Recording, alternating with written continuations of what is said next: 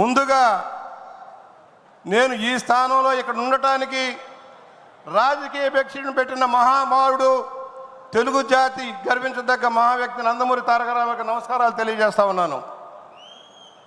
ఒక చరిత్ర, భారతదేశ చరిత్రలో ఏ విధంగా అంకాలు ఉంటాయో ఆంధ్రప్రదేశ్ చరిత్రలో, తెలుగు జాతి చరిత్రలో నందమూరి తారక రామారావు గారి చరిత్ర అద్వితీయంగా ఉంటుందన్నది విషయాన్ని మనకు తెలుసు. ఒక నటుడిగా రాయలసీమ ముద్దుబిడ్డ, మర్చిపోబాకండి. ఇవాళ ఇక్కడ కడపలో జరుగుతున్నదంటే ఆయన ఆదరించి ఆశీర్వదించింది రాయలసీమ. నటుడిగా ఒక ఉన్నత స్థానానికి ఎదగడానికి ప్రధాన కారణం ఆయన చిత్రాలను విజయవంతం చేసిన ప్రాంతం రాయలసీమ. ఇవాళ అదే వరవడిని బాలకృష్ణ గారు కూడా కొనసాగిస్తున్నారు, అది వేరే విషయం.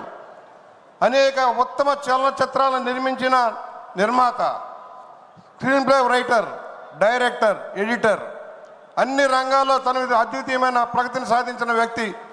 ప్రపంచ చరిత్రలో ఏ నటుడు నటించని పాత్రలు నటించారు. 300 పైచిలకు పాత్రలు నటించారు. చారిత్రక, జానపద, పౌరాణిక అన్నీ కూడా సూపర్ హిట్ సినిమాలుగా నిలిచిపోయాయి.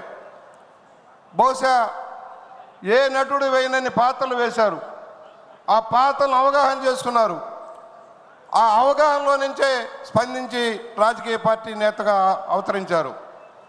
ఆయన నిర్మించిన చిత్రాలు సమాజానికి ఉపయోగపడే చిత్రాలు. వరకట్నం కావచ్చు, కోడలు దిద్దిన కాపురం కావచ్చు, పిచ్చి పొల్లయ్య, తోడు దొంగలు, అనేక చలనచిత్రాలు ఆయన నిర్మించి ఉన్నత స్థానానికి వెళ్ళారు. ఆయన రాజకీయ పార్టీ ప్రారంభించే నాటికి అన్ని సూపర్ డూపర్ హిట్సే. 60 సంవత్సరాల వయసులో ఆయన తెలుగుదేశం పార్టీ ప్రారంభించే నాటికి ఏ సినిమా, అడవి రాముడు కావచ్చు, యమదొంగ కావచ్చు, జస్టిస్ చౌదరి కావచ్చు, అన్ని సినిమాలు కూడా బ్రహ్మాండమైన కలెక్షన్లో నిలబడ్డాయి. ఇవాళ కలెక్షన్లో చూసుకుంటే వేల కోట్ల రూపాయలు ఆ సినిమాలు సాధించిన ప్రగతి చూస్తే ఇవాళ ప్రపంచంలో ఏ సినిమాకి రానంత మిగులు ఆ సినిమాలకు వచ్చాయి. నటుడిగా ఉన్నత స్థానంలో ఉండి రాజకీయ పార్టీని ప్రారంభించి ఒక నూతన తరాన్ని సృష్టించారు. ఆయన పార్టీ ప్రారంభించినాడు పెద్ద పెద్ద కంపెనీల వారు, భూస్వాములు ఎవరో రాలే. సామాన్య జనం ఆయన ఆశీర్వదించారు, మర్చిపోకండి.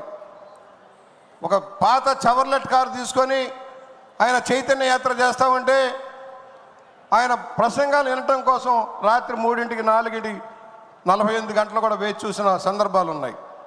కష్టపడేవారు. వ్యాన్ మీద ఎన్నిసార్లు అయినా ప్రతి ఊర్లో 4 సార్లు ఆపితే లేచి నిలబడి ప్రసంగించేవారు. అద్వితీయమైన ప్రసంగాలు. ఆయన భాషా పటిమ, సంస్కృతం మీద, ఇంగ్లీష్ మీద, తెలుగు మీద, తమిళ మీద పట్టు మనకు తెలుసు. సంస్కృత భాష ప్రావీణ్యం మనకు తెలుసు. ఆయన సినిమాలకి స్క్రిప్ట్ రాసుకునేవారు. క్రమశిక్షణగా మారిపోయారు, నీతి నిజేతకు మారిపోయారు. ఇవాళ ఎన్నో ప్రభుత్వాలు ఉండొచ్చు, కానీ ఆయన తీసుకున్న ఆదర్శమైన విధానాలు ప్రజలు మర్చిపోలేరు. రాజకీయ నాయకుడిగా ఎన్నో స్ఫూర్తివంతమైన నిర్ణయాలు చేశారు. ఆ రోజున పార్టీని ఒక క్రమశిక్షణ విధానంలో ట్రైనింగ్ ప్రోగ్రాంలు పెట్టి మమ్మల్ని అందరినీ తయారు చేశారు. మహానాడు ఎలా ఉండాలో నిర్దేశించారు. కార్యక్రమాలు ఎలా నిర్వర్తించాలో, ప్రజల వద్దకు ఎలా వెళ్లాలో నిర్ణయించారు. ఆ రోజున మహానాడు పెట్టి నిర్దేశిస్తే మన ప్రీతమ ముఖ్యమంత్రి చంద్రబాబు నాయుడు గారు దాన్ని అమలు చేసేవారు. మా అందరినీ గైడ్ చేసేవారు. ఇవాళ పార్టీ ఈ స్థాయిలో ఉండటానికి కార్యకర్తల బలమే ప్రధాన కారణం. లక్షలాది మంది కార్యకర్తల త్యాగాల ఫలితంగా ఇవాళ తెలుగుదేశం పార్టీ ఉంది. రామారావు గారు ఆదర్శాలు పొనుగుపుచ్చుకొని క్లుప్తంగా 2-3 విషయాలు, అనేక సమూలమైన మార్పులు తెచ్చారు రామారావు గారు. ఇవాళ చరిత్రాంశంగా నిలబడాల్సిన అవసరం ఉంది. ఆ రోజున గ్రామాలని పీడిస్తున్న పటేల్ పట్వారీ వ్యవస్థను రద్దు చేశారు. మహిళలకు ఆస్తిలో సమాన హక్కు కల్పించి గౌరవించారు. మహిళా విశ్వవిద్యాలయాన్ని నెలకొల్పారు. డ్వాక్రా మహిళలను ప్రోత్సహించారు. వైద్య విశ్వవిద్యాలయాన్ని ఏర్పాటు చేశారు. తెలుగు విశ్వవిద్యాలయాన్ని ఏర్పాటు చేశారు తెలుగు భాషా సంస్కృతి వైభవం కోసం. పరిపాలనా సంస్కరణలు తెచ్చారు. సింగిల్ విండో సిస్టమ్ తెచ్చారు. 50 రూపాయలకి హార్స్ పవర్ కరెంట్ ఇచ్చారు. తను ఆశీర్వదించిన రాయలసీమ కోసం తెలుగు గంగ ప్రాజెక్టును కానీ, హంద్రీనేవా, గాలేరు నగర ప్రాజెక్టులకు రూపకల్పన చేసిన వ్యక్తి నందమూరి తారక రామారావు గారు. అలాంటి మహా వ్యక్తి నీడను వచ్చిన ఈ పార్టీ వాళ్ళ ఆంధ్రప్రదేశ్ని తీర్చిదిద్దడం కోసం ముందుకు వెళ్తా ఉంది. కొన్ని కష్టాలను ఇక్కడ స్పష్టంగా చెబుతున్నాం.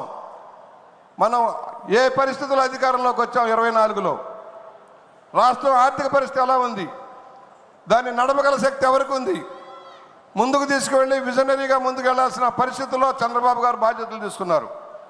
మీరు అర్థం చేసుకోవాల్సింది, కష్టాల ముందు ఈదుతూ ఉన్నాం.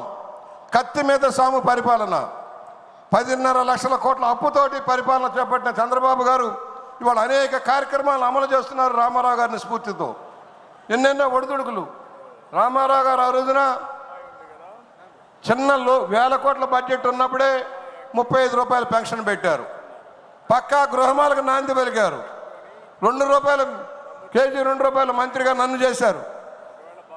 ఇలాంటి అనేక సంక్షేమ కార్యక్రమాలు అమలు చేసి రాష్ట్రాన్ని ముందుకు తీసుకెళ్ళొచ్చాను. రామారావు గారికి మనం ఘనంగా నివాళులర్పించుకుంటూనే ఇవాళ మన మీద క్లుప్తంగా బాధ్యత చెప్తా ఉన్నా. ఇంకా సంవత్సరం అయింది, ఇంకా ఏదో కావాలని ఆశపడటం సరైనది కాదు. కష్టాలు ఉన్నాయి, ఆర్థిక లోటుపాట్లు ఉన్నాయి. అన్నింటిని అధిగమించి పరిపాలన ముందుకు తీసుకువెళ్తున్నారు. ఎన్నికల్లో మనం ఇచ్చిన వాగ్దానాలను అమలు చేస్తూ ఉన్నారు. దాన్ని కూడా అర్థం చేసుకోవాల్సిన పరిస్థితి ఉంది. ఎందుకంటే కనీసం నేను అనుకున్నది, ఒక సీనియర్ మెంబర్గా 2-3 సంవత్సరాలకు తక్కువ పట్టదు, పరిపాలన గాడిలో పెట్టడానికి 2-3 సంవత్సరాల కంటే తక్కువ పట్టదు అనుకునేవాడిని. 1 సంవత్సరానికే లైన్లోకి తెచ్చారు. చెప్పినవన్నీ అమలు జరుగుతూ ఉన్నాయి. ఇవాళ ఈ మహానాడికి ఇంత భారీ ఎత్తున కార్యక్రమాలు చేపట్టారంటే ఇది ఒక చరిత్ర. తెలుగుదేశం పార్టీ సంక్షేమ విధానాలను అమలు చేస్తుంది. ఏ పార్టీ దేశంలో వేల లక్షల కోట్లు ఆదాయాలు ఉన్న పార్టీలు చేయని కార్యక్రమాన్ని చంద్రబాబు గారి నాయకత్వంలో వీళ్ళ పార్టీ చేస్తూ ఉంది. కార్యకర్తల సంక్షేమం కోసం ఎన్టీఆర్ ట్రస్ట్ని నడిపి బ్లడ్ బ్యాంకులు కానీ, క్యాన్సర్ హాస్పిటల్ కానీ, కార్యకర్తల సంక్షేమం, ఇన్సూరెన్స్ పథకాలు అమలు చేస్తున్న విధానం మనం గమనించాలి. నేను చివరిగా ఒకటే చెబుతున్నా, భరోసా ఇస్తున్నాం. తెలుగుదేశం పార్టీ ఇంకా 30 సంవత్సరాలకు తక్కువ లేకుండా పరిపాలన కొనసాగిస్తుంది. కంటిన్యూటీగా చంద్రబాబు గారి నాయకత్వంలో, యువ నాయకుడు లోకేష్ బాబు గారి నాయకత్వంలో పార్టీ కొత్త జవసత్వాలు పుంజుకుంటుంది. మనందరం కూడా చేయుతనిద్దాం, కష్టాలను అధిగమిద్దాం. ఆలోచించండి, నిర్ణయించండి. అప్పుడే మొదలైంది. నాగుపాములు బయటకు వస్తూ ఉన్నాయి. చచ్చేదాకా కొట్టాల్సిన పరిస్థితి ఉంది. నాగుపాములు మళ్ళీ బయట తిరగకుండా చేయాల్సిన అవసరం ఉంది. జగన్మోహన్ రెడ్డి నాగుపాములు వస్తున్నాయి. సోషల్ మీడియాలో తప్పుడు ప్రచారం జరుగుతుంది.